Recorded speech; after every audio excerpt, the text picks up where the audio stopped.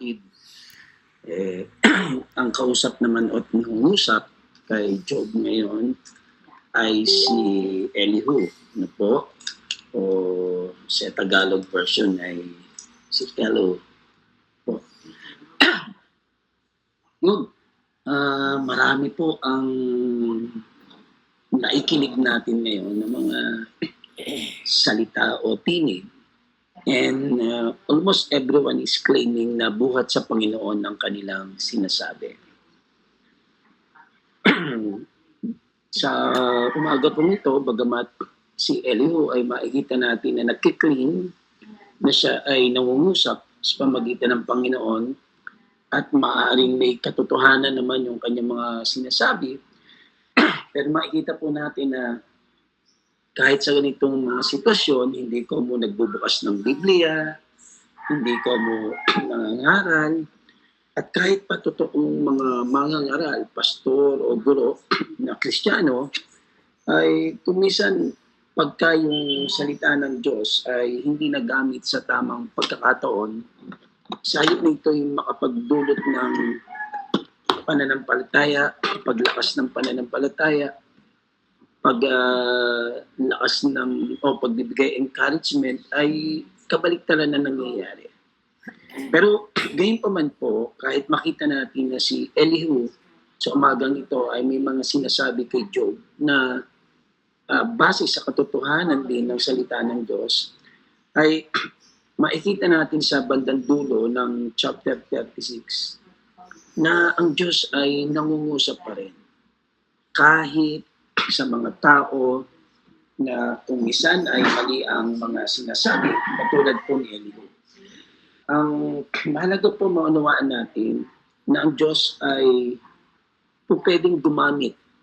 Gumamit siya ng asno para mangusap kay Balaam at maging si Balaam mismo na isang bulaang propeta ay ginamit din ng Panginoon upang maipahayag ang kanyang mga salita. So, sa umaga pong ito, may matututunan tayo sa pangungusap ni Elihu kay Job. Kailan natin malalaman na yung sinasabi ay nagbubuhat talaga sa Panginoon? Kasi po, he claimed na siya ay nagsasalita buhat sa Panginoon. Si Elihu. And kinokondemn niya rin si Job and dahil sa kanyang mga kasalanan, ipinipilit niya na magsisi si Job dahil ipinipilit niya na si Job ay makasalanan. So, paano natin maunawaan o paano natin matetest o matecheck na ang Panginoon o ang isang tao, kahit ako po, o kahit sino sa atin, kumisan, purong-purong salita ng Diyos. Classic example na lang. Sino ba ang nagko-quote ng salita ng Diyos pero ginagamit niya upang tuksohin ang Panginoon? O di ba, alam na agad natin si Satanas. He knew God's word and yet he was using God's word to tempt our Lord Jesus Christ.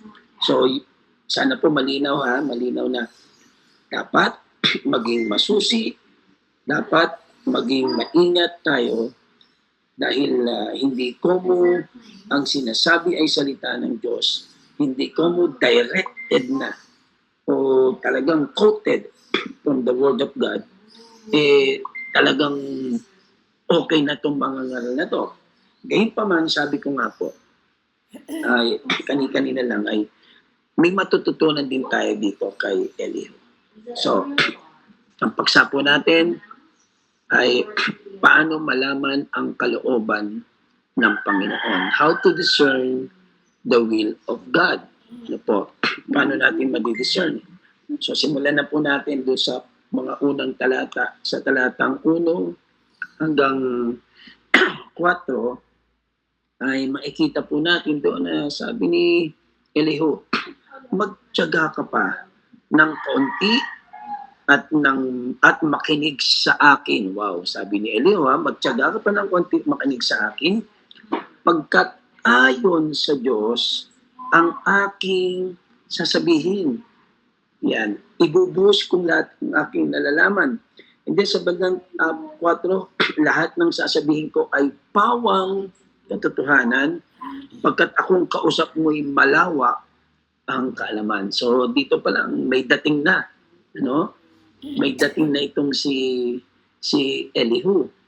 Ano po? So unang-una, mula po sa talatang 1 hanggang 4, paano natin malalaman nga na kalooban ng Panginoon ang sinasabi niya? So, first, dapat po, tinetest natin. We test every word or every claim. Lalo yung mga nagsasabi, usong-uso ngayon. Sinabi ng Diyos. Yan. Naku, lahat gumagamit. At sinabi ng Diyos sa akin, wow, ako po ay minsan kinikilabutan ano po, sa mga ganon. Although, basta may peke, may totoo. At basta may totoo, may peke. Kaya, dapat nga, lalo tayong maging maingat. Itong mga, minsan ang gagaya lang, napanood sa YouTube, napanood sa mga Reels, at sinabi ng Diyos sa akin, ganun din ang pagka ipinangaral na sa iba. At sinabi ng Diyos sa akin. Pero paano natin malalaman? Una, dapat po natin siya sa atin. Ano po? We must test every spirit, every claim, prophetic claim. Mahalaga kasi yung source, yung pinagmumulan ng sinasabi. Tulad nung, yun ang alam naman natin, sinabi ni Satanas, pero sinong source? At kung ang source nito ay hindi totoo, malamang sa malamang meron pong ibang ibig sabihin o merong ibang motibo.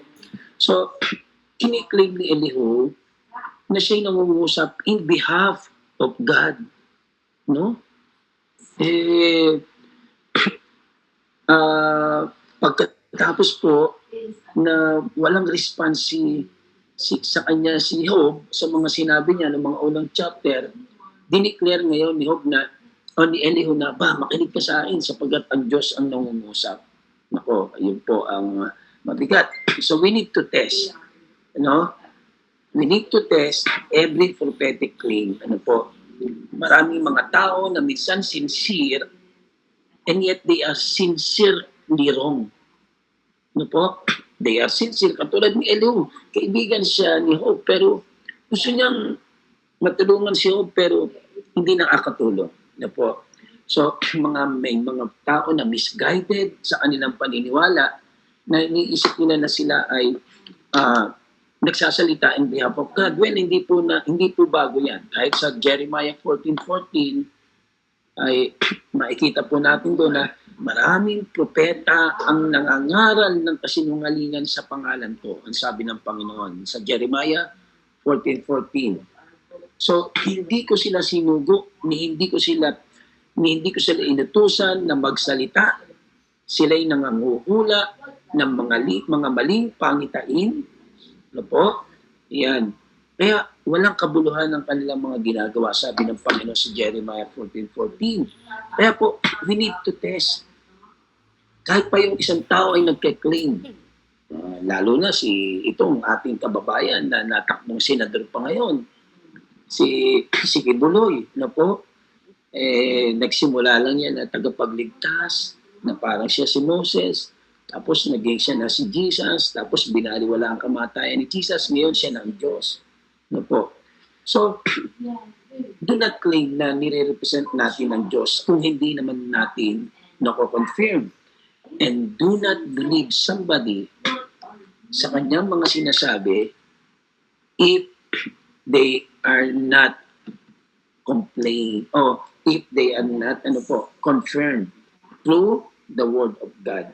Sabi sa 1 John chapter 4 verse 1, test every spirit. Dapat daw po tinetest natin ang bawat espiritu sapagkat sabi ni John, sa mga huling araw ay lalabas ang maraming mga bulaang propeta. So, wag po tayong masyadong funny. Funny walain, sabi nga po ng isang ng mga kabataan ngayon. Ano po? At tinetest natin dapat ang mga sinasabi. At hindi lang yung sinasabi yung mga source. Maraming magagaling magsalita, maraming nakiklaim na sila'y sa Panginoon. Pero sabi nga ng Panginoon, malalaman natin sila. We shall know them by their fruit. Okay? So, kaya purihin po ang Panginoon. Ano po? So, ikalawa po, paano natin malalaman kung ano ang dapat natin gawin? Sabi sa talatang 5 hanggang 12. Yan. Kanina naman po binasa po. Pero ang sabi po rito, ang Diyos ay dakila at di nagtakwil ng sinuman. Pansinin niyo po to ha. Ang gaganda ng sinasabi ni Elihu. Totoo ba to na ang Diyos ay dakila at di nagtatakwil? Yes. Siya'y dakila sa taglay niyang kaalaman. Tapos sa verse 6, hindi niya pinatatagal ang buhay ng mga makasalanan. Ang mga may hirap ay binibigyan niya ng katarungan. Totoo din yun. Pero when you say these words, sa katulad ni Job, aba, anong dating nito? Reading between the lines, kung ako si Job, mararamdaman ko na sinasabihan ako ni Elihu na ako ay makasalanan. Nasusundan niyo po? Kung ako si Job at ako ang sasabihan ni Elihu ng ganito, mararamdaman ko ako'y itinatakwil ng Panginoon. Ang matuwid ay kanyang iniingatan. Si Job ay ang pangit ng kalalagayan. So ang dating sa akin again, kung ako si Job, hindi ako iniingatan ng Diyos. Kita niyo po mga kapatid, kung paano ang salita ng Diyos ay perfectly dumarating doon sa mga tao. Kaya hindi lang po natin alam yung basta katotohanan, ano po, we need to test them. At ikalawa, malalaman natin na ito'y totoo kung ito'y nagpapalakas, nagpapatatag. Hindi niyo ba napansin maraming pangangaral na matapos tayong mangaral, kung may ibang motibo yung nangaral, sa halip na tayo tumibay, ang daming tanong na naiiwan. Totoo po ba? Yan. Kasama ko po pa kayo ha. So yan. So yun po ay maunawaan dapat natin na hindi ko mo nagsasalita, it's two-way eh. Yung pwedeng katulad ni Elihu at tayo din sa ating mga sarili, dapat yung aking sinasabi ay nakapagpapatibay. Sabi nga ni Pablo sa mga Taga-Colosas, every word natin must be seasoned with salt. Yung makapagbibigay ng grace doon po sa mga nakikinig. Ano po? Kaya ito si Elihu, tama yung mga sinasabi niya. And yet, naniniwala tayo na ang dating nito kay Job, puro sumbat, puro pananakit ng damdamin at hindi nakapagpapatibay. Ano po? Nag-offer siya ng general truth about God's discipline, and yet, pag pinersonal ito na ibinigay niya kay Job, lalong nadadagdagan lang ang suffering ni Job. Ano po? Yung mga generic na statement niya about God's discipline. Kaya, tandaan po natin, if we are going to claim that we are speaking in behalf of God, kahit nakakasakit minsan yung sinasabi natin, pero napapatibay naman tayo. On the other hand, merong masasarap pakinggan, pero lalo nakakapanlumo. Kung minsan, nakakasakit na nga ng damdamin, hindi patumibay ang ating mga espiritu. Ano ang test? God's word must edify God's people. Ano po? Siyang nagsasalita ng mga salitang ito, ng salita ng Diyos, siya mismo ay dapat na tumitibay sa pamagitan ng Word of God. Okay? So yun po, we must test. Itetest po natin yung nagsasalita, yung kanyang sinasabi. Ikalawa po, dapat po ay maunawaan natin na ito ay nagpapatibay sa atin. Ano po? Ito ay nagdudulot ng pagpapatibay. So, yun. Gayun din, maunawaan po natin na dapat po ay yung mga sinasabing katotohanan o mga salita ay na dilig ng panalangin. Bakit po panalangin? Sapagkat it is through prayer that we seek the guidance of God. Huwag po tayong aasa sa sarili nating karunungan. Kita niyo po sa 13 to 15. Ano po ang sabi sa Job 36, 13 to 15? Puot ang naghahari sa dibdib ng masama. Parusahan man ng Diyos, ayaw pa rin magmakaawa. Kita nyo? Ang tindi ni Elio, no? Ipinupos niya, idinidiin niya at pinipilit niya na si Job ay magsisi. Sa kanilang kabataan, sila'y namamatay. Nagwakas sa kahiya ng kanilang mga buhay. Ang taong pinaghihirap ng Diyos upang bigyang aral at kanyang pinagdurusa upang mabuksan ang kanilang pananaw. Again, tama po ba itong mga salitang ito? Yes. Totoo naman po. At may mga biblical na references tayo na makikita para po sa mga sinasabi ni Elihu. And yet, bakit po mali? Kasi nandun yung judgment Ano po? Nandun yung judgment ni Elihu kay Job na ang tao yung pinaghihirap ng Diyos upang bigyang aral. Ano po? So, mga kapatid, we test yung mga words, we test yung mga claims.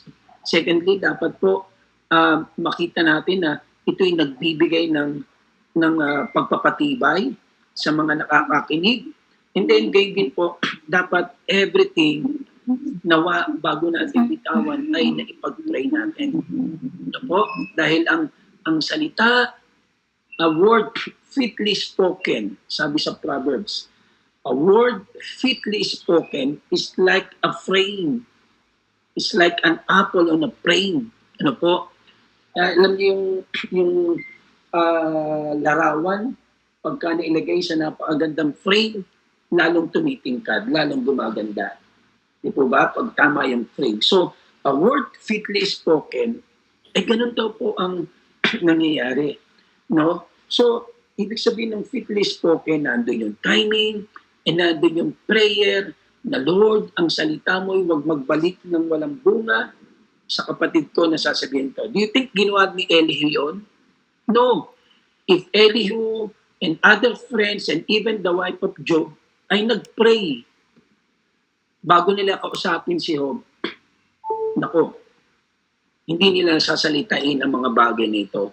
O kung salitain man nila ang mga bagay nito, ay sa ibang kaparaanan na walang judgment. Di ba, ang sakit pakinggan nung sabi nga parang rubbing salt doon sa wound. Na po, rubbing salt doon sa wound. Duguan na yung kapatid, pagsasalitaan pa ng ganito, maaring misan, malumanay. Alam mo kapatid, ang alam ko, pag matuwid tayo, hindi pinahihirapan ng Diyos So anong ibig sabihin nun? Kahit anong lumanay ko magsabihin yon, ang dating no sa kausap ko, pinarurusahan siya ng Panginoon. So, we need to seek yung will ng God through prayer para tayo ay magiyahan, mabigyan ng guidance. Alam naman natin, sabi po sa John chapter 16 o 14, sa John 14, ay makikita po natin na binigay yung Santong Espiritu.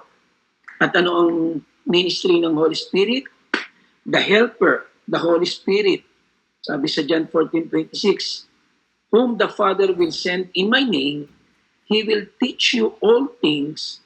He will teach you all things and bring to remembrance all that I said to you. So, kung nag-pray man lang muna, itong sina Elihu, Elipas at iba pang mga, at even yung wife ni Job, isin sana na nabigyan sila ng guidance ng Holy Spirit. Ano po? Pero sometimes nga, minsan, pag may nagka-counseling tayo, Pag may nagpapa-counsel sa atin, gusto agad natin makapagsalita eh. Ano po, gusto agad natin may sasabihin tayo at ayaw natin ng may patlang sa ating mga sasabihin. Pero mahalaga po yung times of silence upang makapakinig tayo sa Panginoon that everything na sasabihin natin is considered in prayers o na ipanalangin. Okay? So, dapat po ating testingin, dapat po makikita natin ito yung nagbibigay ng pagpapatibay, at dapat po yung sinasabi, kiniklaim ay nabalot o nababad sa pananalangin. Gayun din po, sa verses 16 to 21, ano po, ang kalooban ng Panginoon, makikita natin, ay nare-reveal sa pamagitan ng katotohanan. Sabi sa 16, inalis ka ng Diyos sa kaguluhan, pinagtamasa kanya ng kapayapaan, at pinuno ng pagkain ng iyong tahanan. Ngunit ngayon, ikaw ay pinarurusahan bilang katumbas ng iyong kasamaan. Wow! It is straightforward. Pinayaman ka ng Diyos. Pinagpala ka ng Diyos. Pero ngayon, yan, hindi ka nag-tithes. Sa mga konteksto natin, hindi ka kasi nag-tithes. Nilimot mo ng Panginoon. Yan, pinarurusahan ka ng Diyos. Wow! Common yung mga ganon, di ba? Common yun. At masakit yun. Again, masakit yun. So, this time, makikita natin, walang katotohanan na yung sinasabi. Sabi sa 19, dumaing ka naman, wala nang mangyayari. Ang taglay mong lakas ngayon ay wala nang silbi. Totoo ba yun? Hindi po totoo. This time, mali na yung mga sinasabi nito si Elihu. Ano po? Kaya, makikita natin dapat yung truth naroroon. Sa mga sinasabi natin, naroon yung katotohanan. Ano po? Dahil yung kalooban ng Diyos ay nare-reveal lamang sa mga totoong sinasabi natin. Sa katotohanan ng mga sinasabi po natin. Anong claim ni Elihu? Ini-claim niya na dinidisiplina ng Diyos si Job. Pero alam naman natin, kaya nangyari ito kay Job dahil siya ay ipinagmamalaki ng Diyos na siya po ay righteous before God. So, yung katotohanan, wala po doon sa sinasabi ni Elihu. Mga kapatid, dapat po, yung kaya natin tinetest, yung mga sasabihin natin, kaya gusto nating alamin na ito'y nagpapalakas, kaya gusto nating ito ay nababad sa panalangin, dahil ang gusto lang nating maipangaral, o masabi, o maibigay na counsel, ay yung katotohanan. Bakit po? Marireveal lang ang kalooban ng Diyos kung alam ni Elihu ang totoo. Ano po ba ang totoo? Totoo bang makasalanan si Job? Kaya nangyari sa kanya yun? Hindi po. Ang totoo ay dahil gustong mabigyan ng karangalan ng Diyos sa kanyang sarili at gusto niyang patunayan na si Job ay tunay na tapat at matuwid sa kanya. Kung alam ni Elihu ang katotohanan, di sana masasabi niya, baka masabi niya, okay lang yan, Job. O kung hindi man okay yan, dahil hindi rin naman okay talaga yun, wala rin katotohanan doon, pwede niya sabihin, magtiyaga ka pa, Job. May ginagawa ang Panginoon nang hindi natin nalalaman. Di po ba? Kaya, purihin ang Panginoon, no? Mapapansin natin dito, na yung truth ng God ay base sa pag-ibig. May kasamang pag-ibig yung katotohanan. It's one thing that we know the truth. It's another thing how we handle the truth. Ano po? Tandaan natin, Hebreo 4:12. Ang salita ng Diyos ay matalas. Ito ay inilitulad sa tabak. Amen? Puri ng Panginoon. Paano po mangyayari yon?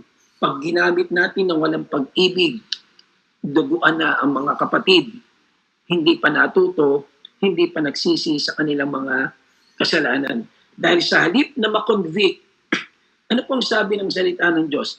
It is the goodness of God that leads us to repentance. Hindi laging nakukuha sa gigil, hindi laging nakukuha sa mga sumbat ng mga salita ko o ng salita ng tao. Dapat po magkaroon man ng sumbat, it is the sumbat o conviction ng Holy Spirit. Amen? Amen po ba? Kaya purihin ang Panginoon na dapat po yung katotohanan ay nakapaloob o nababalutan ng pag-ibig ng salita ng Diyos o ng pag-ibig ng speaker o nung nagsasabing siya ay nagsasalita in behalf of God. So, purihin po ang Panginoon. We need to everything na bibitawan is tempered by love. Sayang, kaibigan pa naman niya ito, mga ito, pero mapapansin niyo po, hindi maramdaman yung tunay na pagmamahal o yung tunay na concern. Why? Maybe because may mga, they want to show na mali talaga ang ang ginawa niyo. Ano po? So, purihin po ang Panginoon. Hindi natin sinasabi na ang pag-ibig ay magkukonsinti ng kamalian. Hindi po ganun yon. Ano po? Sapagkat, ang sabi sa 1 Corinthians 13, ang pag-ibig ay hindi natutuwa sa mga maling gawa. Okay? Yan. So, nandun dapat yung truth. And then, makikita rin natin sa sumunod na talata, sa 22 to 24, yung pagpapasakop sa Diyos o yung submission to God. Ano po? Kahit hindi natin maunawaan kung ano ang ginagawa ng Diyos sa atin, may mga panahon na ganan, hindi natin alam, Lord, bakit ako? Bakit nangyari to? Bakit nangyari sa anak ko to? Bakit nangyari sa church to? Oh. Pero mahalaga po, nagpapasubmit tayo sa Panginoon. Amen? Dapat po nagpapasubmit tayo sa kalooban ng ating Panginoon. Basahin natin yung bahagi ng 22 to 24. Verses 22 to 24. Ano po?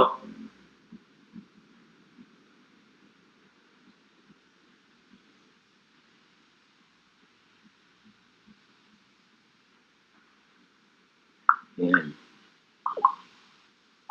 Nakita niyo po, sabi po, alalahanin mo ang Diyos ay makapangyarihan, pinakadakilang guro sa lahat ng bagay.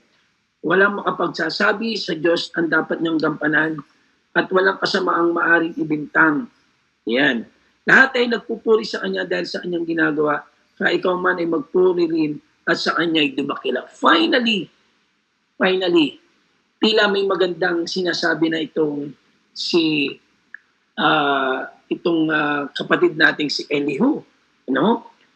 Alalahanin mo ang Diyos ay makapangyarihan. Amen. Pinakadakilang guro sa lahat ng bagay. Walang makapagsasabi sa Diyos na dapat niyang gampanan. So, dito po, makikita natin na kahit pa paano, sinasabi ngayon nitong si Elihu na we need to submit to God. Ano po? At yun naman ang mahalaga. Na tayo, kung hindi man natin maunawaan yung nangyayari ngayon sa buhay natin, kailangan pong matuto tayo magpasubmit sa kalooban ng Panginoon. Ano po? Kinakailangan natin magpasubmit sa kalooban ng Panginoon. Madali natin minsan matanggap kahit mabigat yung pangyayari, madali nating matanggap kung alam natin, may ginagawa ang Panginoon. Ito palang gusto ng Panginoon. Pero the fact na ito pala, kasi panahon ng ating binubuhat yung mga pasanin, hindi natin alam ang kalooban ng Diyos. Pero habang nare-reveal ito, at habang hindi pa nare-reveal kung ano yung layunin ng Diyos, kung bakit dumating yung sakit, kung bakit dumating yung problema, kung bakit dumating yung pagpapala, eh, nagpapasubmit tayo dapat sa Diyos.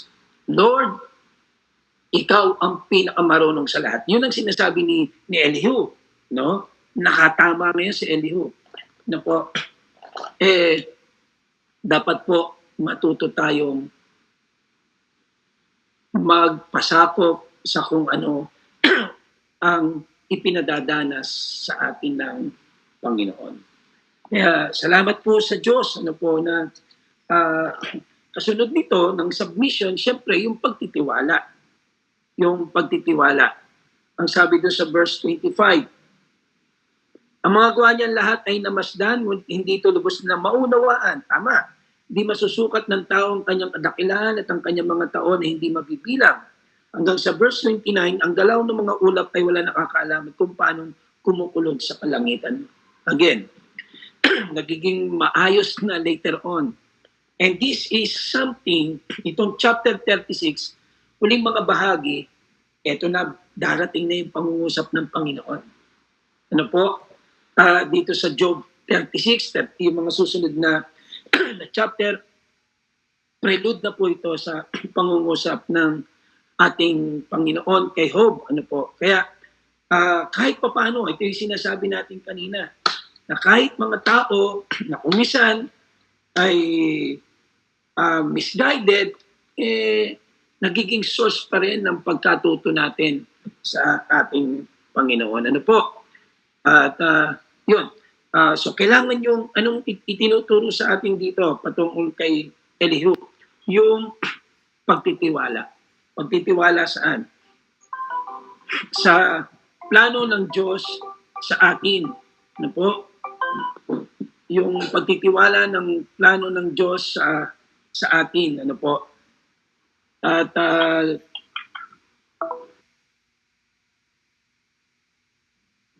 po?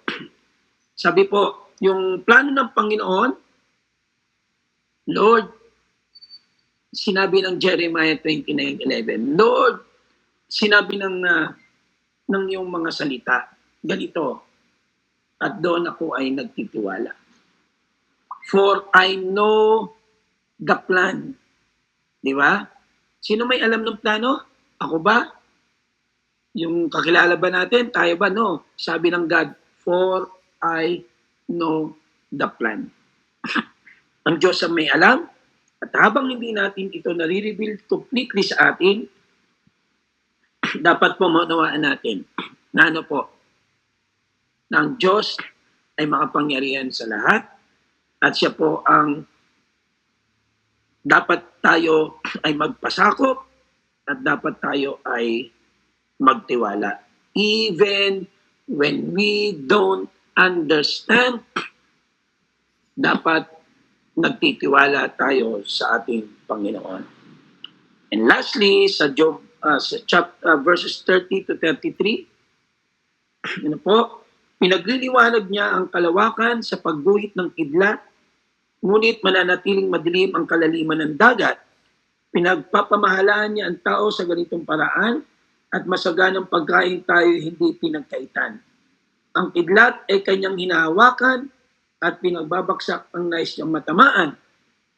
Pinapahayag ng kidlat ang kanyang kalooban at ang kanyang galit laban sa kasamaan. Purihin ang Panginoon. So dapat po, we must develop that healthy fear sa ating Diyos. If we don't fear God, hindi natin madidiscern ang katotohanan ng mga salitang naririnig natin. If we don't fear God, wala tayong karunungan. Why? Because the fear of the Lord is the beginning of wisdom. Kaya purihin po ang Panginoon. No po, mga kapatid. Again, sa umpisa, baka yung iba nagagalit. Kasi ito na naman si Elihu. Ito na naman si Elihu. Ano po? Pero kahit papaano, at the end, bumabawi siya. Kahit papaano, Itong mga kaibigan ni Job siguro may mga tanim ng salita ng Diyos. Ano po? Salamat sa Panginoon. At least, tinuturuan niya si Job na matakot sa Panginoon. At least, tinuturuan niya si Job na magpasubmit sa Panginoon at magtiwala sa Panginoon. The same thing. If we want to discern the truth, we need to test it. We need to know kung ito ay nagpapatibay. Galing sa Diyos yung mensahe kung ito ay sa ikatitibay. Masaktan ka man at tumibay ka, pasalamat. Hindi laging pag sinabing sa ikatitibay ay mga masasarap pakinggan. No, ang salita ng Diyos ay matalas. Para daw itong gamot na tabletas na kahit mapait, kailangan mong inumin dahil ito ay magpapagaling. Parang turok, kahit masakit, dapat mong tanggapin dahil ito'y nagpapagaling. Amen? So, din po, kailangan pong ito ay talagang makikita at hindi lang base sa Word of God, kundi ito'y katotohanan. At habang inintay natin ang kaliwanagan ng mga bagay na nangyari, we need to submit to God, we need to trust Him, and we need to fear Him. Amen? Yung takot na iginagalang natin siya, at kasama sa paggalang ngayon is yung to accept the sovereignty of God. Kapatid, nawa po ay ating maunawaan ng lubos ang mga bagay nito upang sa gayon, marami tayong mga nakikinig na mga counseling, parangaral, we need to discern the truth. At maaari din naman tayo, kahit well-meaning tayo, kahit katulad ni Elihu na siguro wala namang masamang intensyon, dapat po nating maunawaan na kapag tayo na ang nagsasalita, ang mga sinasabi natin ay katotohanan, magdudulot ng pagpapatibay, magdidevelop ng pagpapasakop, pagtitiwala, takot sa Panginoon, at nababalot ng pag-ibig at naipanalangin. Amen? Huwag po tayong maigipang tumahimik kaysa magsalita ng marami na hindi naman naipanalangin. Amen? Salamat po sa Panginoon. O Diyos, pinupuri ka namin sa iyong mga salita. Sa mga paalala mo at maging sa buhay ni Elihu at sa buhay ni Job. Salamat po Panginoon na ikaw ang siyang patuloy na gumagabay sa amin upang kami maging daluyan ng pagpapala, kalakasan sa iba. Salamat po at pinagpala niyo po ang araw na ito sa pangalan ni Jesus. Amen. Amen.